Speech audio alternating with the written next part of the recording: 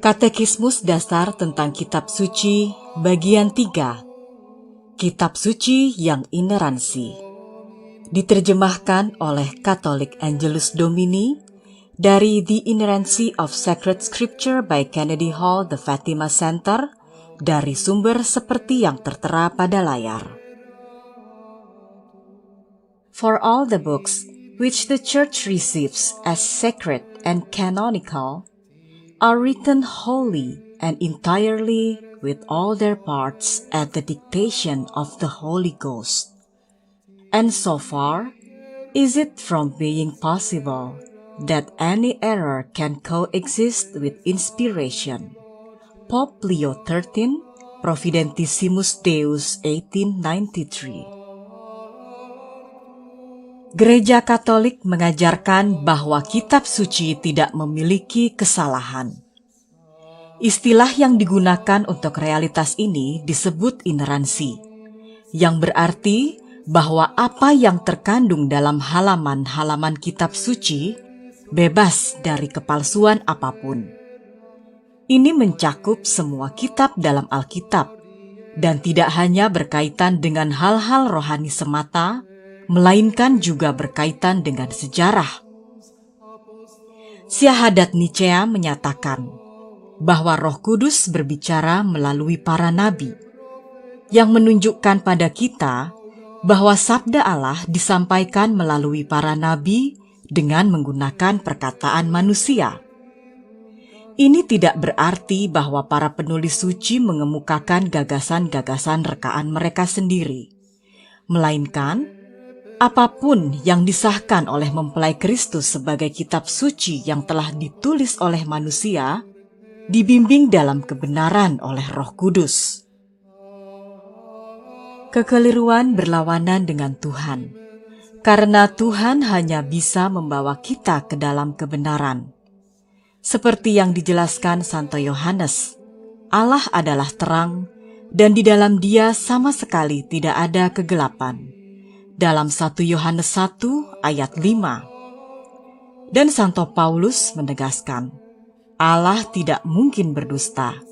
Dalam Ibrani 6 ayat 18. Adalah suatu penghinaan terhadap Allah, meskipun sedang tren dalam keilmuan biblika modern, untuk menyatakan bahwa Alkitab menyampaikan apa yang benar hanya dalam hal yang berkaitan dengan iman dan moral. Anggapannya adalah bahwa Alkitab benar dalam menyampaikan hal-hal religius, akan tetapi tidak serta-merta benar dalam kaitannya dengan ilmu pengetahuan manusia. Ini sudah pasti keliru. Gagasan ini yang harus ditolak mentah-mentah. Paus Leo XIII dalam Providentissimus Deus mengutip pernyataan infalibel dari Konsili Vatikan Pertama, menyatakan dengan sangat tegas bahwa Allah adalah pencipta kitab suci. Ajaran ini tidak hanya dinyatakan dalam Konsili Vatikan Pertama, tapi sekaligus merupakan pengesahan yang serius atas ajaran yang dideklarasikan di Konsili Trente dan Florence. Barang siapa menyatakan bahwa kitab suci mengandung kekeliruan sejarah, sama saja dengan mengatakan bahwa ketiga konsili yang infalibel ini keliru. Dengan demikian, ajaran magisterium para uskup dalam persekutuan dengan paus juga keliru. Pada puncaknya, pernyataan demikian bahkan menganggap Tuhan dan ajaran-ajaran resmi gerejanya sebagai sumber kekeliruan. Konsekuensi logis dari pernyataan semacam itu amatlah berbahaya, dan tentu saja membahayakan keselamatan kekal seseorang. Tetapi, yang lebih parah lagi, menghancurkan dasar-dasar iman dan gereja. Jika gereja telah keliru dalam ajaran yang infalibel, apa gerangan yang menjamin kebenaran ajaran-ajarannya yang lain? Mengapa kita harus mempercayai wewenang gereja saat ini atau di zaman manapun? Kalau begitu, apa yang akan memastikan bahwa ajaran gereja mengenai Yesus Kristus dan keselamatannya adalah benar? Dalam hal ini, Bagaimanakah seseorang bisa mengetahui bahwa Tuhan adalah kebenaran, bahwa Tuhan adalah pencipta, bahwa Tuhan bahkan ada? Akan tetapi, bukankah ini jalan yang telah dilalui sebagian besar masyarakat kita? Bukankah ini sebabnya begitu banyak orang, bahkan umat Katolik, telah menerima mitos yang menyesatkan tentang Big Bang dan kebohongan keji bahwa manusia berevolusi dari kera? Penyangkalan kaum liberal modernis atas ineransi kitab suci secara logis dan tak terelakkan mengarah pada ateisme, penolakan terhadap gereja, dan penyangkalan terhadap Tuhan. Memang benar bahwa beberapa hal dalam kitab suci sulit untuk dipahami. Adalah juga benar bahwa penyalin atau penterjemah mungkin saja telah melakukan pekerjaan dengan buruk. Sebagaimana semua hal yang berkaitan dengan iman, kita memiliki orang-orang kudus yang agung sebagai acuan kebijaksanaan. Dalam korespondensi dengan Santo Hieronymus, Santo Agustinus mengatakan sebagai berikut: "Saya telah belajar untuk menghargai dan menghormati dengan sungguh-sungguh, agar saya percaya teguh bahwa tidak ada satupun dari penulis-penulis tersebut yang jatuh ke dalam kesalahan apapun. Dan jika dalam kitab-kitab ini saya menemukan sesuatu yang nampaknya bertentangan dengan kebenaran, saya tidak akan ragu untuk menyimpulkan apakah teksnya keliru, atau apakah penterjemahnya belum mengungkapkan arti dari perikop tersebut, atau apakah saya sendiri yang tidak paham."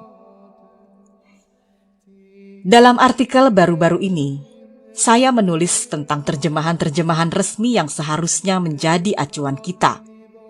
Dengan demikian, kita tidak perlu khawatir tentang kesalahan teks atau terjemahan seperti yang dialami Agustinus sebelum beredarnya Latin Vulgate yang sempurna. Adalah tugas kita untuk dengan rendah hati mengikuti nasihat Santo Agustinus dan mengakui kesalahpahaman kita tentang Alkitab jika nampaknya bertentangan dengan pengetahuan manusia. Kemungkinan lain adalah bahwa pengetahuan manusiawi kita keliru, dan ini menjadi sumber ketidaksesuaian dengan kitab suci. Seperti yang dianut dalam pokok iman, umat Katolik harus mempercayai Tuhan dan gerejanya di atas para sarjana, ahli, bahkan di atas indera, intelektualitas, dan akal budi kita. Sayang sekali banyak yang terlalu terpengaruh oleh semangat zaman dari masyarakat kita. Kita hidup di zaman rasionalistik yang hanya percaya pada kebenaran yang disajikan secara lahiriah.